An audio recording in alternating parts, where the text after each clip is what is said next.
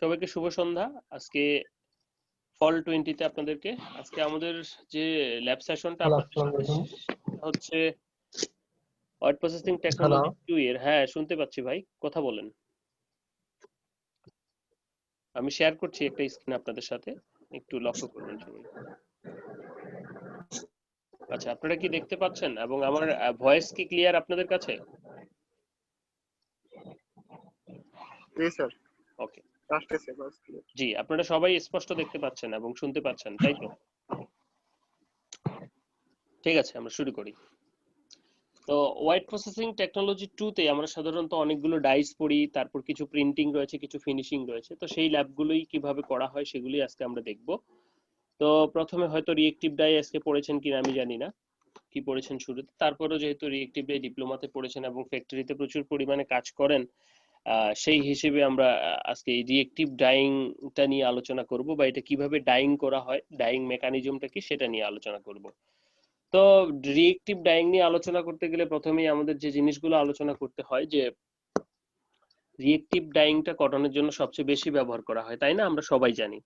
কিন্তু যখন reactive die ছিল না তখন আমাদের প্রথমে যে ডিরেক্ট ডাই ছিল, তো ডিরেক্ট ডাইসের কিছু প্রবলেম ছিল আমরা জানি। সেই ওয়ার্ড প্রসেসিং ওয়ানে পড়েছি ডিরেক্ট ডাইসের মেজর একটা প্রবলেম হচ্ছে যে ডিরেক্ট ডাইসের ওয়াশ ফাস্টনেস প্রপার্টিসটা ভালো না। তো এই ওয়াশ ফাস্টনেস প্রপার্টিসটা ভালো না থাকার কারণে তো ডিরেক্ট ডাইং দিয়ে যখন ডাইং করা হতো তখন কি ওয়াশ কালার গুলো চলে যেত। তো পরবর্তীতে বিজ্ঞানীরা চিন্তা করলো তাহলে কিভাবে সেটাকে ইমপ্রুভ করা যায়। তখন তারা এই ডিরেক্ট ডাইয়ের ভিতরে একটা রিয়েক্টিভ গ্রুপ ইনকর্পোরেট করলো। তো এই রিয়েক্টিভ গ্রুপটা ইনকর্পোরেট করার পর এটার নাম হলো রিয়েক্টিভ ডাই, এবং এই রিয়েক্টিভ ডাইটা বেটার ফাস্টনেস প্রপার্টিস দেয়। ওকে, তো সেই রিয়েক্টিভ ডাইং সম্পর্কেই আমরা জানবো। তো একটু দেখি লিটারেচার আলোচনা করি কি বলছে। বলা হচ্ছে যে reactive dyes are react with fibre in presence of alkali and adhere with the part of the fibre. এখানে অ্যালকালাইন পিএইচ লাগে, সেটা আমরা জানি যে 10 to 11 পর্যন্ত লাগে, থিওরি তাই বলে। এবং এটা কি হচ্ছে, adhere the part of the fibre, কিভাবে ফাইবারের সাথে ফাইবারের যে সেলুলোজের যে ওএইচ আছে এবং রিয়েক্টিভ ডাইসের যে রিয়েক্টিভ গ্রুপ আছে, সেই রিয়েক্টিভ ডাইসের রিয়েক্টিভ গ্রুপ এবং ফাইবারের ওএইচ পরস্পরের সাথে কোভালেন্ট বন্ড তৈরি করে। আমরা জানি ডাই ফাইবারের ভিতরে অনেকগুলো বন্ড হতে পারে, সেগুলো van der Waals force, covalent, salt linkage ইত্যাদি ইত্যাদি। তো এই ক্ষেত্রে আমাদের যেটা হয়ে থাকে সেটা হচ্ছে কোভালেন্ট বন্ড। আর কারণটা হচ্ছে আমরা জানি যে আমাদের ডাই, রিয়েক্টিভ ডাই একটা অ্যানায়নিক ডাই, অর্থাৎ এটাও নেগেটিভ চার্জ শো করে। পানিতে দিলে এটা নেগেটিভ চার্জ শো করবে, এবং একই সাথে আমাদের যে ফাইবারটা রয়েছে সেটাও নেগেটিভ চার্জ শো করে। বলা হচ্ছে the principal steps are happen during dyeing exhaustion. মানে কি, এটা একটা ফাইবার হলে ফাইবারের গাত্রে ডাই প্রবেশ করবে। ফিক্সেশন মানে হচ্ছে ডাই প্রবেশ করার পর ফাইবারের সাথে বন্ড তৈরি করবে। অ্যান্ড আফটার ট্রিটমেন্ট মানে হচ্ছে যে ওয়াশ করে ফেলবো, বাইরের গাত্রে যে সমস্ত ডাই লাগানো আছে সেই সমস্ত ডাইগুলো উঠে উড়ে চলে যাবে, অর্থাৎ যেগুলো বন্ড করেনি আনফিক্সড ডাই আছে সেগুলো চলে যাবে। এই তিনটা কাজ, ইকজুশন মানে ভিতরে প্রবেশ করবে, ফিক্সেশন এন্ড আফটার ট্রিটমেন্ট, যেটাকে আমরা ওয়াশ অফ বলছি। When cellulosic fibers immerse into the dye solution, negative charge produce and surrounded of the fiber. যখন, আচ্ছা আপনারা কি বলতে পারবেন আমরা সল্ট কেন দেই? আমরা সল্ট ইয়েতে কেন দেই, রিয়েক্টিভ ডাইং এর ক্ষেত্রে? ফাইবারের ভিতরে যাতে হ্যাঁ স্যার, ফাইবারের ভিতরে যাতে রংটা ভালোভাবে স্যার, প্রবেশ করতে কালারটা পারে ধরে এই রাখার জন্য জন্য আমরা আমরা সল্ট ব্যবহার করে ফাইবারের ভিতরে লবণটা ব্যবহার করি। হ্যাঁ, কালারটা ধরে রাখার জন্য নয়, কালারটাকে প্রবেশ করার জন্য। তো এই জি স্যার। সল্টটা জি আসলে স্যার। মেকানিজমটা কি, এটা কি আপনারা জানেন? এটার মেকানিজমটা কি, যে কেন সল্টটা দিচ্ছি আমরা? মানে এটা আমরা সবাই জানি, এটা সবাই বলতে পারবে যে আমরা সল্ট দেই ফাইবারে ডাই প্রবেশ করার জন্য। এটা কিন্তু কিভাবে কাজ করে বা কিভাবে এই ডাই ইকজুশনটাকে বাড়ায়, এটা কি আপনারা জানেন? আচ্ছা, আমি একটু আলোকপাত করি। সেটা হচ্ছে, আমার যেহেতু থিওরিতে চলে এসেছে একটু, যে যখন আমরা আমাদের সেলুলোজিক ফাইবারটাকে পানিতে চুবাই, অর্থাৎ পানিতে ইমার্স করি, তখন সেই সেলুলোজিক ফাইবারটার গায়ে নেগেটিভ চার্জের সৃষ্টি হয়। এবং আমরা যে রিয়েক্টিভ ডাইটা ইউজ করি সেই রিয়েক্টিভ ডাইটাও কিন্তু নেগেটিভ। আমরা জানি সমধর্মী চার্জ পরস্পরকে বিকর্ষণ করে, বিপরীতধর্মী চার্জ পরস্পরকে আকর্ষণ করে। তাহলে প্লাস প্লাস, মাইনাস মাইনাস, তাহলে এখানে কি অবস্থা সৃষ্টি হয়েছে? ফাইবারের গায়ে মাইনাস চার্জ, ডাইয়ের গায়েও মাইনাস চার্জ। এই মাইনাস মাইনাস চার্জ পরস্পরকে রিপেল করে, অর্থাৎ দূরে ঠেলে দেয়। এই জন্য দেখবেন সল্ট ছাড়া ডাইং হচ্ছে না, অল্প একটু হলেও আর পরে হয় না। সেজন্য এই সমস্যাটা সমাধানের জন্য আমরা কি করি, সল্ট ইউজ করি। সল্টে কি থাকে, প্লাস এবং মাইনাস থাকে। NaCl যদি বলি আমরা, NaCl অথবা গ্লুবার সল্ট যেটাই বলি না কেন, তো এখানে প্লাসের ভলিউম, প্লাসের যে এনার্জি সেটা বেশি, যার কারণে প্লাসটা কি করছে, যখন আমরা দেই প্লাসটা এই যে গাত্রের নেগেটিভ চার্জটা আছে সেটাকে এসে সেটার সাথে বন্ড পজিটিভ করে সেটাকে নিউট্রাল করে দিচ্ছে এ সল্টটা, যার কারণে তখন আর এখানে নেগেটিভ চার্জ আর এই ডাইকে রিপেল করতেছে না, দূরে ঠেলে দিচ্ছে না। তখন এই ডাইটা আস্তে আস্তে কাছে আসে এবং ফাইবারের ভিতরে প্রবেশ করে বন্ড তৈরি করে।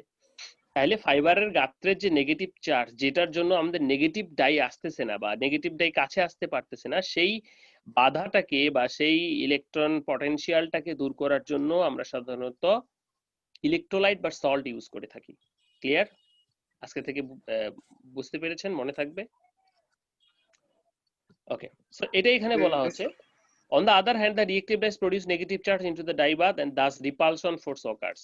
And use of electrolyte neutralize the negative forces charge of the fiber due to the affinity of the reactive dye of the fiber, acidity of the molecules forward to the surface of the fiber. This phase is called dye absorption, and then the molecule diffuse into the soil fiber through the pores and distribute over, and this is called exudation. কি হচ্ছে, ফাইবারটাকে যখন পানিতে চুবানো হয় সেটা ফুলে উঠে, ফুলে ফেপে উঠে। যেমন রুটি, যে আমরা দুধে যদি রুটি চুবানো হয় তাহলে রুটিটা কি, রুটির প্রত্যেক কোনায় কোনায় দুধ প্রবেশ করে ফুলে ফেপে উঠে, ঠিক একইভাবে ফাইবারটাও ফুলে উঠে। এই অবস্থাটাকে সুইলিং বলছে। তখন তার ভিতরে জায়গা সৃষ্টি হলে সেখানে ডাই মলিকিউল গুলো প্রবেশ করে। তো এটা ছিল আমাদের রিয়েক্টিভ ডাইং এর থিওরি, এবং প্রবেশ করার পর তারা কি করে, ফাইবারের সাথে কোভ্যালেন্ট বন্ড সৃষ্টি করে এবং ভ্যান ডের ওয়ালস বন্ড সৃষ্টি করে। এটা ছিল আমাদের থিওরি। এখন আমাদের যেটা থিওরির চেয়ে বেশি জানতে হবে সেটা হচ্ছে আমরা ডাইংটা করব কিভাবে। এটার উদ্দেশ্য কি, to know about the reactive dyeing and cellulose dyeing, এবং to know the cotton dyeing procedure, অর্থাৎ কিভাবে ডাইং করা হয়। কি কি লাগবে, স্যাম্পল ডাইং মেশিন, যেহেতু আমরা ল্যাবে ডাইং করব। যদি ইন্ডাস্ট্রিতে ডাইং আপনারা অনেকেই করেন, চাকরি করেন ডাইং সেকশনে, সেখানে বড় বড় মেশিন রয়েছে। ইলেকট্রিক ব্যালেন্স মাপার জন্য, কাটার জন্য scissor, beaker, glass rod, pipette, measuring thermometer etcetera. এই বিষয়গুলো, কমন যে বিষয়গুলি সেগুলো লাগবে। রেসিপি, অবশ্যই আমাদের রেসিপি ধরে কাজ করতে হবে, সেটা বাল্ক হোক অথবা স্যাম্পল হোক, দুটোর ক্ষেত্রেই। তো আমরা যেহেতু ল্যাব বেস করব, সেখানে দেখেন রেসিপিতে প্রথমেই যেটা রয়েছে সেটা হচ্ছে স্যাম্পল ওয়েট। এটা খুবই ইম্পর্টেন্ট, যে প্রত্যেকটা স্যাম্পল আমরা যেটা কেটে নিব সেটা হচ্ছে যে 5 গ্রাম, সেটা স্কাউট ব্লিচ কটন ফেব্রিক থেকে কেটে নিব। ওয়েটিং এজেন্ট হবে 1 gram per litre, levelling agent 1 gram per litre, sequestering agent 1 gram per litre, dyes 3% on the weight of the fabric. এগুলোর ক্যালকুলেশন আমি নিচে আসতেছি। Global salt 60 gram per litre, প্রচুর 60 gram per litre মানে প্রচুর salt. আপনারা কত দেন, শেড বুঝে দেন, 3% শেডের জন্য তো ডার্ক শেড, কতটুকু সল্ট দেন বলতে পারবেন কেউ?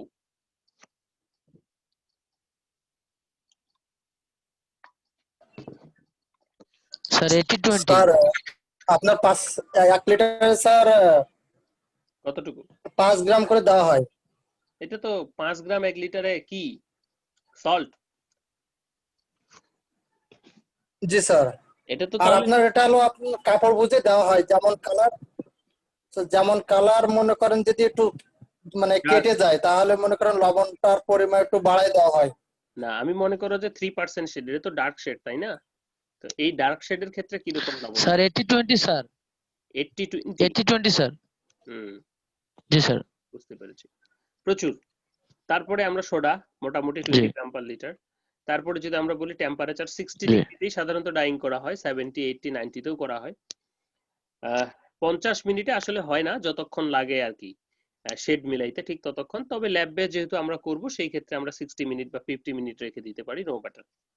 Material to liquid ratio 1:40 sir. এখানে দেওয়া আছে। আমরা এত ইউজ করব না, 1:40 ফ্যাক্টরিতে কখনো ইউজ করা হয় না। ল্যাবের জন্য 1:10 অথবা 1:20 বেটার। তো এবং ফ্যাক্টরিতে কত ইউজ করি আমরা, 10 এর নিচে বোধহয় 1:8 বা কত ইউজ করেন? জি স্যার 1:8 স্যার।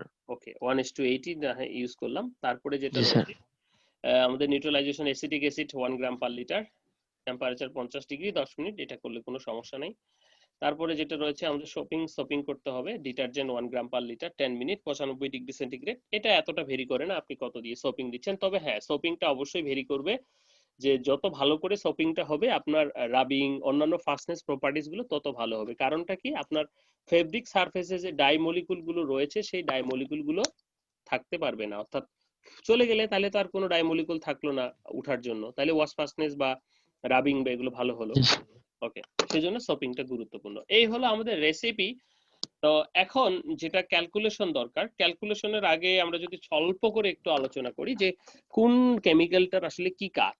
তো প্রথমেই যদি আমরা চিন্তা করি যে ওয়েটিং এজেন্টটার কাজই হচ্ছে যে ওয়েট মানে কি, ভেজানো, গেট ওয়েটেড, ভেজাবে। তাহলে যদি যখন ভেজাবে তখন সেটা কি, সুইলিং হবে, সুইলিং হলে ফুলে ফেপে উঠবে, আর ফুলে ফেপে উঠলে সেখানে ডাই পার্টিকেল গুলো প্রবেশ করতে পারবে। বলা হচ্ছে accelerate the wettability of the material in solution that helps to easy penetration of the chemicals into the substrate. হ্যাঁ, sequestering agent, it is one kind of hardness removing agent. sequestering agent আমরা সবাই জানি যে W water treatment plant যদি পানি ঠিকঠাক থাকে তারপরও কিছু sequestering agent অল্প পরিমাণে অধিক সতর্কতার জন্য দেওয়া হয়ে থাকে। এরপরে যেটা রয়েছে লেভেলিং এজেন্ট, আমরা জানি লেভেলিং শব্দটা দিয়ে বোঝাচ্ছে যে আমাদের ডাইং যেটা হবে সেটাকে লেভেল বা ইউনিফর্ম করার জন্য আমরা সাধারণত যে সমস্ত এজেন্ট ইউজ করে থাকি সেটাকে আমরা সাধারণত লেভেলিং এজেন্ট বলে থাকি। ইলেকট্রোলাইট, যেটার কাজই হচ্ছে সারফেসে নেগেটিভ চার্জটাকে রিমুভ করা। সোডা, যেটার কাজ হচ্ছে ফিক্সেশন করা, যখন ফেব্রিক সারফেসের ভিতরে প্রবেশ করে গেল তখন ডাই এবং ফাইবারের ভিতরে বন্ড তৈরি করতে যে বস্তুটি দরকার সেটি হচ্ছে সোডা। ওকে, এবার আসি আমরা ক্যালকুলেশনে। ক্যালকুলেশনটা এখানে গুরুত্বপূর্ণ, আপনারা সবাই খাতা কলম নিতে পারেন হাতে, হয়তো অনেকেই জানেন অনেকেই জানেন না। তো ওকে, প্রথমে আমরা যেটা যাব সেটা হচ্ছে ডাইস ক্যালকুলেশন। তাহলে ডাইস ক্যালকুলেশনটা দুই ভাবে হতে পারে, একটা হচ্ছে on the weight of the fabric, on the weight of the fabric, on the weight of the bath, এই দুটোতে হতে পারে। সাধারণত on the weight of the ফেব্রিকই হয়, আর অথবা on the weight of the bath খুব কম হয়, তো হয় না যে এমনটা নয়। কিভাবে ক্যালকুলেট করব, আমাকে বলা হয়েছে 3% শেড, তাহলে 3% কার, on the weight of the ফেব্রিকের, ফেব্রিকের 3%, খুবই সিম্পল বের করে নিব আমরা। তাহলে স্যাম্পল ওয়েট গুণন শেড পার্সেন্টেজ, তাহলে কি 5 গুণন 3%, 3/100, তাহলে 1.5 গ্রাম। ভেরি সিম্পল বের করা। কতটুকু ডাই লাগবে, এটা যদি 500 কেজি হয় ফেব্রিক, নো ম্যাটার, 500 কেজির 3% যতটুকু হবে আমরা ততটুকু বের করে নিব, তাই না? এটা যদি 0.1% হয় তাহলে 0.1/100 যত আসবে তত গ্রাম। এখন ডাইসের পরিমাণ যদি খুবই কম হয় সেই ক্ষেত্রে আমাদের স্টক সলিউশন করে নিতে হবে, আর যদি ডাইসের পরিমাণ বেশি হয় সেই ক্ষেত্রে আমাদের মেপে নিলেই হবে। আমরা ইন্ডাস্ট্রিতে যেটা ডাইং করে থাকি সেটা কি বেশি পরিমাণ, অর্থাৎ সেটা ব্যালেন্স দিয়ে আমরা যখন মেপে নিব তখনই কিন্তু হয়ে যাবে। কিন্তু দেখেন 0.5 গ্রাম যখন আপনি মেজার করতে যাবেন তখন তো একটু সমস্যাই, তাই না? 0.15 গ্রাম, তো এই 0.15 গ্রাম মেজার করাটা একটু টাফ, সেজন্য আমরা যেটা করব সেটা হচ্ছে স্টক সলিউশন তৈরি করব। স্টক সলিউশনটা কি, যে আমি 0.15 গ্রাম আমার ডাই লাগবে, সেজন্য আমি স্টক সলিউশন করছি কি 100 মিলি ওয়াটারে যদি আমি 5 গ্রাম ডাই, মনে করো 100 মিলি ওয়াটারে আমি 5 গ্রাম ডাই ডিজলভ করলাম, তাহলে প্রতি মিলি ওয়াটারে আমার ডাই কতটুকু থাকলো, 5/100 সমান সমান কত হয়, 0.05 না? হ্যাঁ, হ্যালো, আপনারা আমাকে শুনতে পাচ্ছেন? জি স্যার, হ্যাঁ 0.05। হ্যাঁ 0.05, আমরা যদি 0.005, হ্যাঁ ঠিক আছে, 0.05 গ্রাম, তাহলে আমরা যদি প্রতি মিলিতে কতটুকু আসতেছে 0.05, আমার লাগবে কতটুকু 0.15।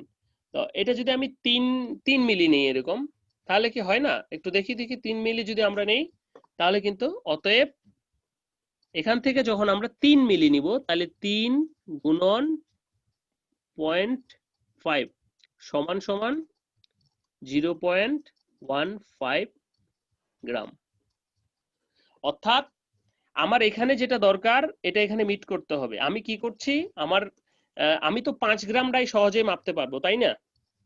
কিন্তু আমি তো 0.15 গ্রাম ডাই মাপতে আমার একটু কষ্ট হবে বা আমার একুরেট নাও হতে পারে, সেজন্য আমরা কি করছি, স্টক সলিউশন করছি কি 100 মিলি ওয়াটারে যখন 5 গ্রাম 100 মিলি ওয়াটারে আমি 5 গ্রাম ডাই নিচ্ছি, তাহলে প্রতি মিলি ওয়াটারে ডাইয়ের পরিমাণ দাঁড়ালো এটা। তাহলে আমার এই পরিমাণ ডাই নিতে গেলে কয় মিলি পানি নিতে হবে, এখান থেকে সলিউশন নিতে হবে কয় মিলি নিতে হবে, 3 মিলি। তাহলে এখান থেকে আমি কতটুকু স্টক সলিউশন করে এখান থেকে সরাসরি আমি 3 মিলি নিয়ে নিব। 3 মিলি নিলেই কিন্তু আমার এটা মিট করলো। এইটুকু কি আমরা বুঝেছি? এইটুকু কি আমরা বুঝেছি? হ্যালো, জি স্যার। আচ্ছা এইটুকু আমরা বুঝেছি তো না? ঠিক আছে, জি স্যার, বুঝতে ওকে। পারছি। এরপরে চলে আসবো আমাদের আচ্ছা। যেটা ক্যালকুলেশন করতে হবে সেটা হচ্ছে M/L। M/L এখানে 1:40 দেওয়া আছে, আমরা 1:40 হিসাব করব না, আমরা ধরে নিলাম 1:20 হিসাব করব। তাহলে আমার ম্যাটেরিয়ালের ওজন কত? 5 গ্রাম। তাহলে M/L যদি কত হবে 5:5 কত হয় 100 মিলি, তাই না?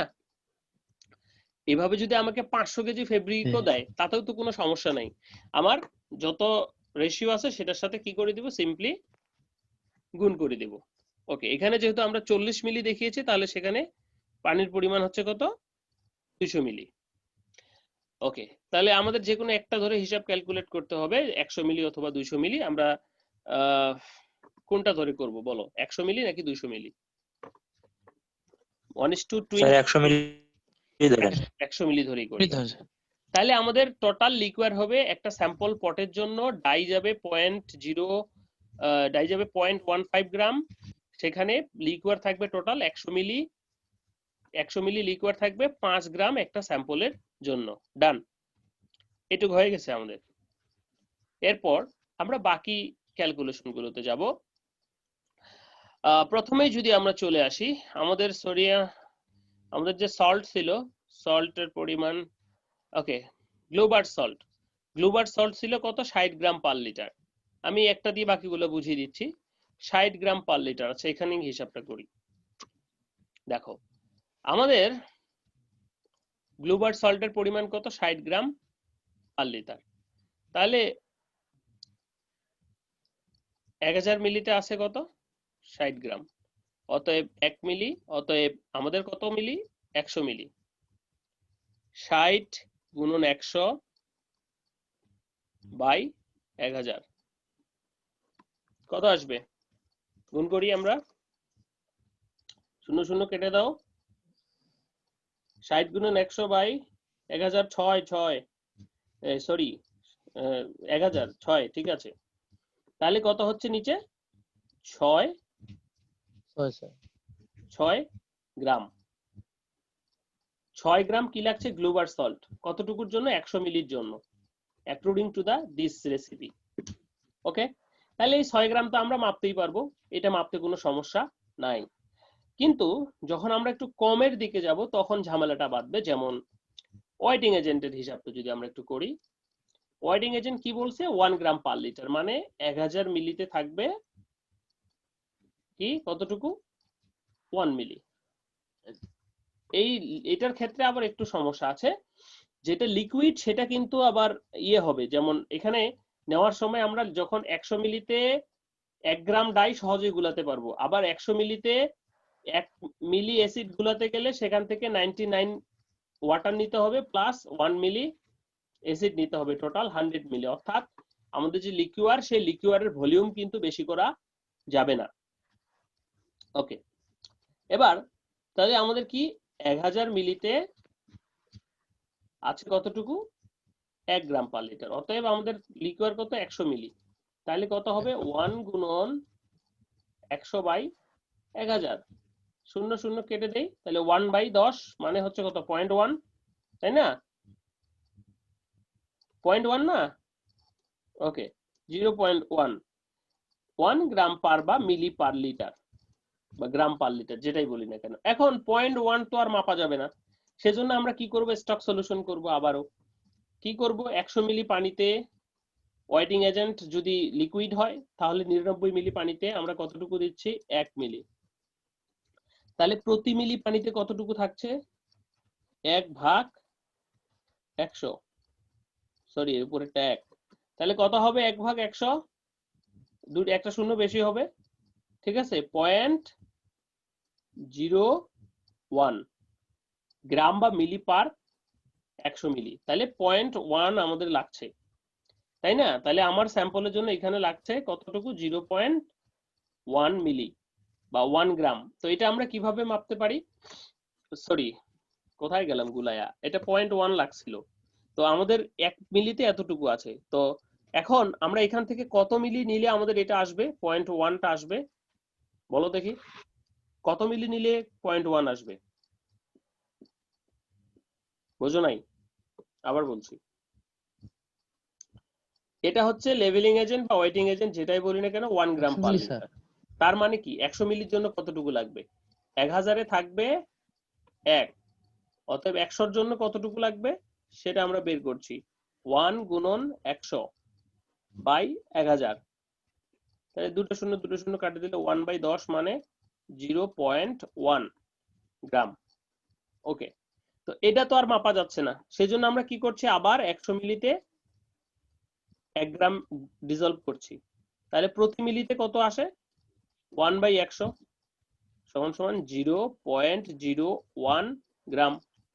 তাহলে এখান থেকে আমরা কত মিলি সলিউশন নিলে এই মানটা আসবে, কত মিলি নিব, এটা প্রতি মিলিতে আছে 10, আমরা যদি 10 নেই, তাই না, 10 নিলে কিন্তু আমরা তো এখান থেকে যখন আমরা 10 মিলি নিব, 10 মিলি নিলে কি হবে আমাদের, 0.01 গুণন 10 সমান সমান 0.1 গ্রাম, তাই না?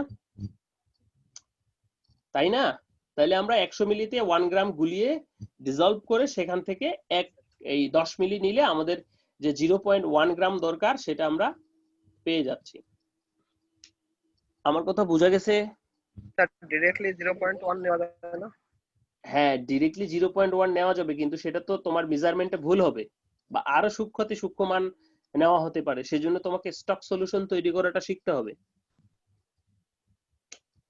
তুমি এই হিসাবটা কি বুঝেছো? আমাদের ওই যে পাল্লা আছে দেখছি, হ্যাঁ, পাল্লা আছে ওতে দেখছি 0.1 আসে, কিন্তু ওইটা আসলে কারেক্ট আসে না ভুল আসে, হ্যাঁ, এটা এটা একটু সেজন্য হোক, প্রশ্ন। কিন্তু আমরা তো 1 গ্রাম মাপতেই পারি কারেক্টলি, তাই না? 5 গ্রাম, 1 গ্রাম, 2 গ্রাম এগুলো তো কারেক্টলি মাপতেই পারি,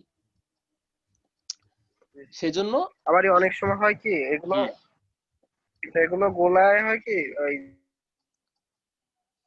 যে কি পানিটা কমায় নেওয়া হয়, যাতে অর্ধেক করে নেওয়া হয়, তাহলে দেখা যাচ্ছে সলিউশনটাও অর্ধেক চলে আসতেছে। যেমন 5 গ্রাম তো সেই ক্ষেত্রে আবার তোমার লাগবে ইয়ের হচ্ছে আড়াই অপচয় হলো আড়াই না? গ্রাম লাগবে, 1 লিটারের ভিতর 5 গ্রাম গুলায় যে হাফ লিটারটা নিয়ে নিলাম, সে তো ঠিক আছে, অপচয় হয় কেমিক্যালের। হ্যাঁ, কেমিক্যালের অপচয় হচ্ছে না, এটা তো কোনো সিস্টেম না। তো এখানে 1 গ্রাম পার লিটার, তার মানে কি তোমাকে তাহলে তুমি গুলাও 1 গ্রাম গুলিয়ে সেখান থেকে 200 মিলি নাও, 100 মিলি নাও, ওই নিয়ে রকম স্যার, ডাইং করো যে বা ফিনাশ। 1 গ্রাম গুলায় সেই জায়গাতে 100 মিলি নিলে অনেক বাংলা সিস্টেমে কিন্তু এটা হয়তো হয়। হ্যাঁ, বাংলা সিস্টেমে হয়, কিন্তু বাংলা সিস্টেম তো ইউজ করা যাবে না, তাতে তো কেমিক্যাল সবকিছুর ক্ষতি। তোমাদের পড়াশোনার উদ্দেশ্য তো তাহলে এই বাংলা সিস্টেম না, ঠিক আছে? কতটুকু সম্পদের কত পর্যাপ্ত পরিমাণ ব্যবহার নিশ্চিত করা যাবে সেটাই কিন্তু উদ্দেশ্য, ঠিক আছে? ওকে, তাহলে আমরা কি এটা বুঝেছি, সলিউশন করাটা আমরা কি বুঝেছি ক্লিয়ারলি? আমরা যদি না বুঝি আবার বুঝবো, কোনো সমস্যা নেই, কিন্তু প্রত্যেক ক্ষেত্রেই এখন থেকে যতগুলা ল্যাব করব পরবর্তীতে সব ক্ষেত্রেই কিন্তু এটা কাজে লাগবে। স্যার স্যার আরেকটু মিলিগ্রামের বুঝান স্যার। জন্য কি 1000? মানে কি 1000 মিলিগ্রামে কত গ্রামে 1 গ্রাম, কত গ্রাম এবং কত মিলিগ্রামে 1 গ্রাম বলো? কত মিলি 1000 মিলিগ্রামে 1 গ্রাম? হ্যাঁ, আর কত গ্রামে 1 মিলি, 1 কেজি, 1000 লিটার বলছে না ভাই রে, এখানে তো 1000। লিটার বলছে, লিটার পার গ্রাম মানে হচ্ছে 1000 মিলি ওয়াটার মানে লিটার, তাহলে গ্রাম, 1 গ্রাম ডিজলভ আছে সেই হিসেবে করেছি। তোমার কনফিউশনটা কোথায় সেটা আমাকে বলো।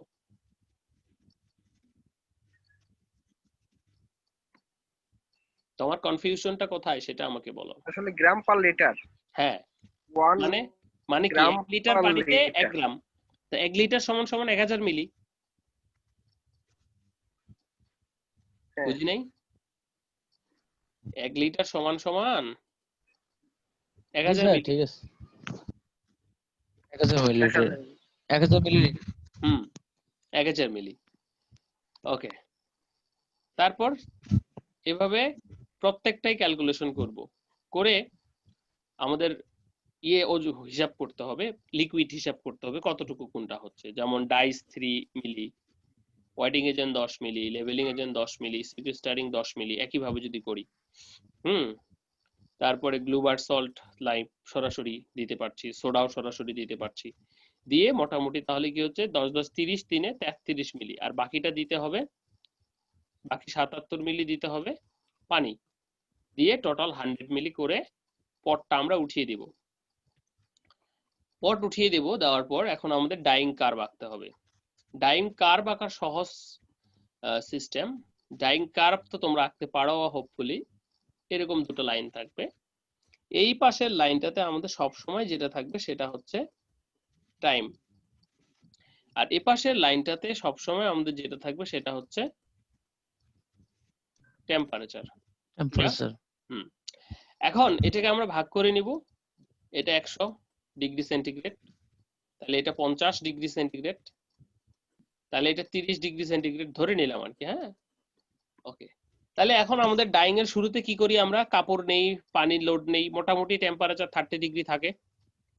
তো এখানে 30 ডিগ্রিতে একটু দেখাইতে পারো, এখানে কি ওয়াটার, তারপরে কেমিক্যাল, হ্যাঁ ডাইস দিতে পারো এখন বা পরে দিতে পারো, নো ম্যাটার। তো এটা মনে করো তুমি কতক্ষণ ঘুরাইলা, 10 মিনিট, তাহলে এইটুক সময় হবে তোমার 10 মিনিট। এরপরে তুমি কি করছো, টেম্পারেচার রেইজ করছো কততে, 60 ডিগ্রি সেন্টিগ্রেডে। তো এইখানে 30 আছে এখনো, এটা 60 ডিগ্রি, তো 30 থেকে 60 ডিগ্রি উঠতে একটা সময় লাগবে।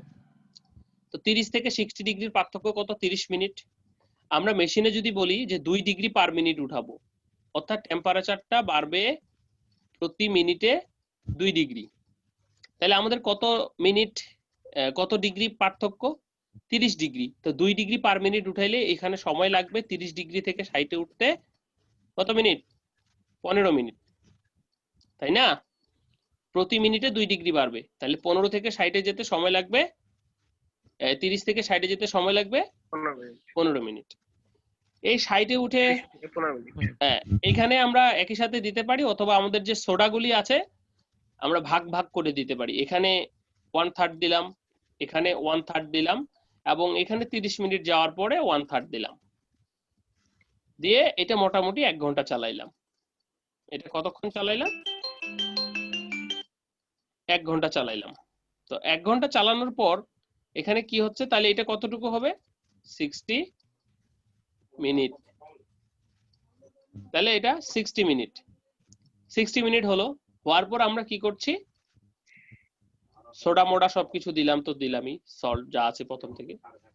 তারপর আমরা কি করছি, সেটাকে ডাউন করছি, অর্থাৎ ডাইং শেষ, টেম্পারেচার কাপড় নামাবো, তাহলে 40 ডিগ্রি সেন্টিগ্রেড, মোটামুটি 40-50 এরকম নামানো হয়। নামানোর পর আমরা কি করি, cold wash, hot wash, cold rinse, hot rinse, 40 ডিগ্রিতে 10 মিনিট, 80 বা 90 ডিগ্রিতে 10 মিনিট, উইথ ডিটারজেন্ট মিটারজেন্ট দিতে পারি। দিয়ে এখানে অবশ্য একটু নিউট্রালাইজেশন করতে হবে স্যাম্পলটাকে, এই যে নিউট্রালাইজেশনের জন্য আমাদের রয়েছে 50 ডিগ্রিতে মোটামুটি 10 মিনিট। হ্যাঁ, তারপরে এই 40 যখন আমরা রিনজিং করব তখনই নিউট্রালাইজেশন করে ফেলতে পারি। তারপর রিনজিং করার পর হট রিন্স দিয়ে স্যাম্পলটাকে নামিয়ে ফেলবো।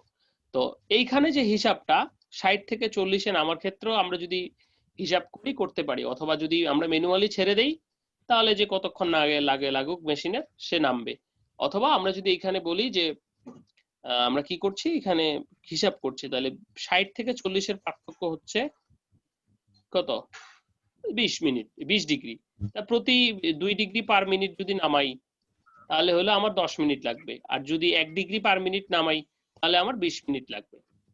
ওকে, এই আমার ডাইং নামানো হয়ে গেল, সোপিং নিউট্রালাইজেশন হলো, নিউট্রালাইজেশন pH 7-এ রাখবো, রাখার পর এখানে মোটামুটি দেওয়ার চেষ্টা করেছি যে সবকিছু দেওয়ার পর 60 ডিগ্রিতে এটা 60 মিনিট করে দিবা বাদ ড্রপ, এবং এখানে আরো দুটো কার্ভ আঁকাবা। এখানে দেখাবা একটা নিউট্রালাইজেশন সহ, আরেকটা দেখাবা হট রিন্স। ওকে, এই হলো আমার ডাইং কার্ভ। এবং এবার ডাইং প্রসিডিউর কিভাবে বর্ণনা করব, যেইভাবে কার্ভটা আমি আঁকাবো আমার ডাইং প্রসিডিউরটা সেইভাবেই বর্ণনা করতে হবে। ক্লিয়ার? ওকে, এখানে কিছু দেওয়ার চেষ্টা করেছি। Pretreated sample, set levelling agent, dye solution, salt solution, soda ash, add fabric, 30 minute. অর্থাৎ তুমি এইখানে যেভাবে লিখবে সেই হিসাবেই তুমি কিন্তু বর্ণনা করতে পারবে। ক্লিয়ার? কোনটার পর কি করছো। প্রিকুয়েশন, যে ডাইস কেমিক্যাল ভালোভাবে মাপতে হবে, ওই যে পয়েন্ট সামথিং এর জন্য শেড এমন দূরে যাবে যে আর সেটা আনাই সম্ভব হবে না, এই বিষয়ে কেয়ারফুল থাকতে হবে। মেজারমেন্ট অ্যাকুরেট হতে হবে এবং পিএইচটা মেইনটেইন করতে হবে। তো এটা সাধারণত কটনের জন্য, এবং কটন প্রসেসে এইভাবেই ডাইংটা করা হয়ে থাকে। ফ্যাক্টরিতে যেটা হয়ে থাকে যে 60 মিনিটে তো তার ডাইং হয় না, আমাদের শেড যতক্ষণ পর্যন্ত না আসে ঠিক ততক্ষণ পর্যন্তই ডাইং করা হয়। মাঝে মধ্যে ডাই এডিশন করা হয়, যেটাকে আমরা টপিং বলতেছি। মাঝে মধ্যে টপিং দেওয়া হয়, শেড দেখি যে শেড হচ্ছে কি হচ্ছে না, ঠিক কতক্ষণ ধরে হচ্ছে। তো এই ছিল আজকে আমাদের ডাইং উইথ রিয়েক্টিভ ডাই কটনের ক্ষেত্রে। তো আমরা হোপফুলি আশা করছি আমরা চলে যাইতে পারবো নভেম্বরের পরেই। তো যদি যাওয়া হলো তাহলে এই ল্যাবগুলো আমরা প্রত্যেকটাই করব, কারণ আমাদের সকল প্রকার ইকুইপমেন্টই আছে এবং পসিবল। এগুলা তোমাদের আগে যারা ছিল তাদেরকে করিয়েছি, সো তোমরাও করতে পারবে, এই ক্ষেত্রে কোনো সমস্যা নেই। তো আপাতত তোমাদের যেটা করতে হবে, ক্যালকুলেশন গুলো ঠিকঠাক রাখতে হবে, যে ল্যাবে গিয়ে তুমি কিভাবে কাজ করবে, অর্থাৎ কতটুকু কি নিবে। সেখানে গিয়ে যেন তোমার এরকমটা না হয় যে আমি কতটুকু ডাই নিব, কতটুকু কি নিব। হ্যাঁ, আমি ভিন্ন ভিন্ন রেসিপি দিব, সেই ভিন্ন ভিন্ন রেসিপিতে আজকে যে দুটো জিনিস শিখতে হবে সে দুটো হচ্ছে এই রেসিপি ক্যালকুলেশনটা প্লাস এই যে ডাইং কার্ভটা কিভাবে আঁকায়, এই দুটো জিনিস শিখতে হবে। তো এই ক্ষেত্রে আপনাদের যদি কোনো কোশ্চেন থাকে আমাকে একটু বলতে পারেন। এই আমাদের এক্সপেরিমেন্টের ক্ষেত্রে আমি একটু আনসার করার চেষ্টা করি। 2 মিনিট আছে, কেটে যাবে, এরপরে আবার জয়েন করব, আমরা এলএমএস নিয়ে কথা বলবো। বলেন প্লিজ।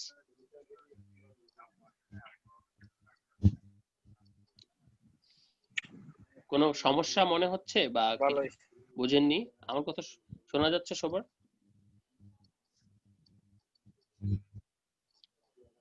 হ্যালো, আপনারা শুনতে পাচ্ছেন আমাকে? সুমন ইসলাম, জাহাঙ্গীর, রবীন্দ্রনাথ পাল এবং ইউনুস আলী। জি স্যার, শুনতে পাচ্ছি। হ্যাঁ, এখন এই ক্ষেত্রে কোনো সমস্যা বা কোনো কিছু মনে হচ্ছে কিনা বা কোনো জি জি স্যার। আছে কিনা বলো।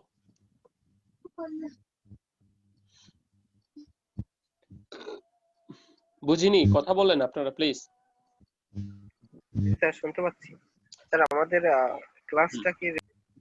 জি স্যার শুনতে পাচ্ছি। আমরা এই যে 1 মিনিটের মধ্যে কেটে যাবে, তারপরে আমরা এলএমএস নিয়ে কথা বলি। আমরা আপাতত এটার ভিতরে কোনো সমস্যা আছে কিনা সেটা বলি, আবার জয়েন করব আমরা। হ্যাঁ, এই ক্ষেত্রে কোনো প্রবলেম আছে এটাতে? তাহলে আমরা আবার জয়েন করি। হ্যাঁ, ওকে, থ্যাংক ইউ। G sir. আমরা আবার জয়েন করি, এটা এখনই শেষ হবে।